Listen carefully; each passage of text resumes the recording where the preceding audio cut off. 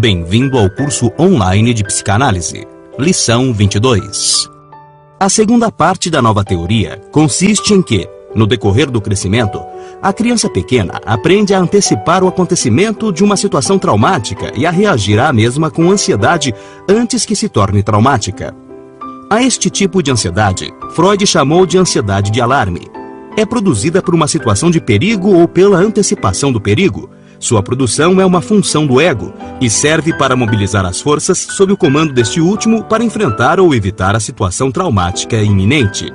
Para ilustrar o significado da expressão situação de perigo, Freud retornou ao exemplo do bebê que a mãe deixou sozinho.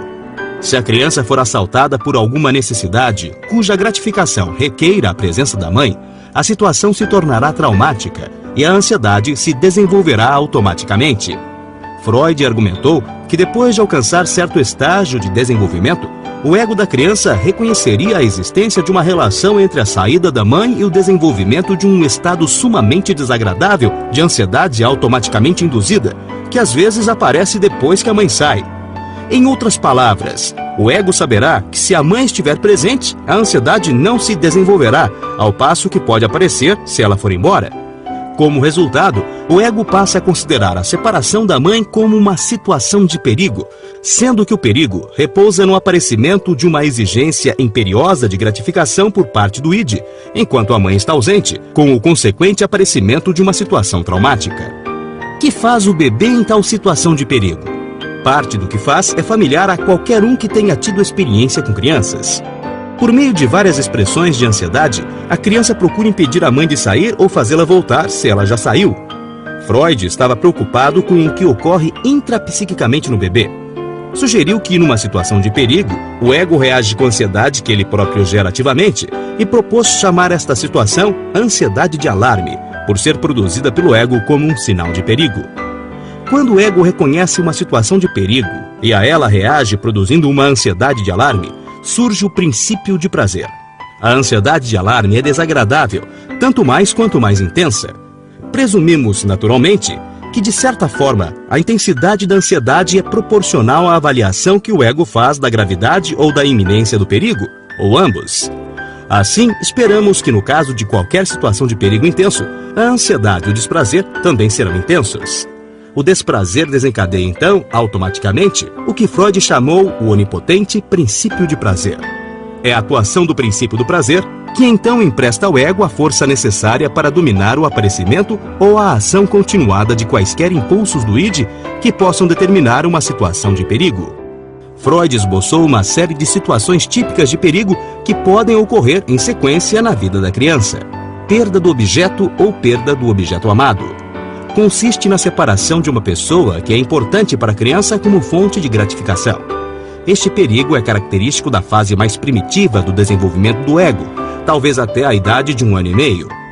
Perda do amor do objeto. A situação de perigo é a perda de amor de uma pessoa de seu ambiente, da qual tenha que depender para sua gratificação.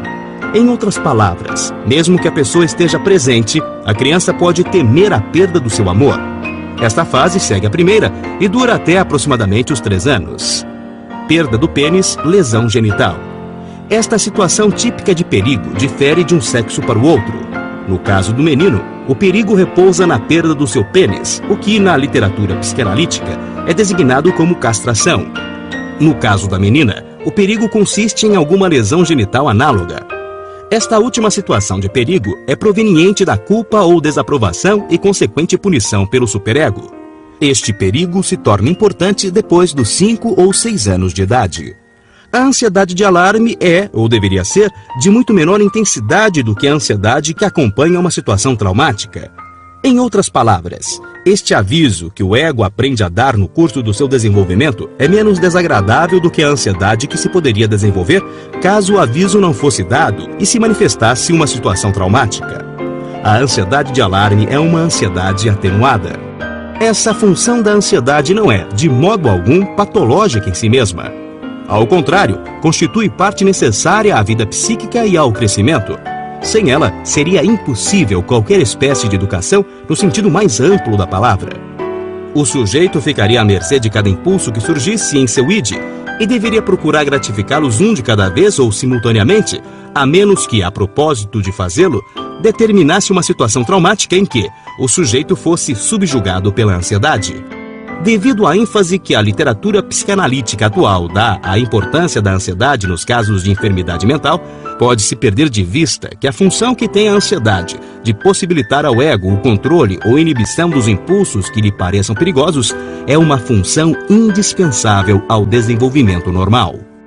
Recapitularemos agora esta segunda parte da nova teoria da ansiedade. Ao longo de seu desenvolvimento, o ego adquire a capacidade de produzir ansiedade quando surge uma situação de perigo, ameaça ou situação traumática, e mais tarde, em antecipação ao perigo. Por meio da ação do princípio de prazer, essa ansiedade de alarme permite ao ego controlar ou inibir os impulsos do id em uma situação de perigo. A ansiedade de alarme é uma forma atenuada de ansiedade que tem grande influência no desenvolvimento normal e é a forma de ansiedade característica das psiconeuroses. Existe um conjunto ou uma sequência característica de situações de perigo na primeira e na última infância, que sobrevive como tal, inconscientemente, em maior ou menor grau por toda a vida. Todos esses perigos persistem inconscientemente, pelo menos até certo ponto, por toda a vida, em pacientes neuróticos de maneira excessiva, e a importância relativa de cada perigo varia de pessoa para pessoa. No trabalho clínico com o paciente, é procurar evidenciar qual é o perigo que o paciente mais teme inconscientemente.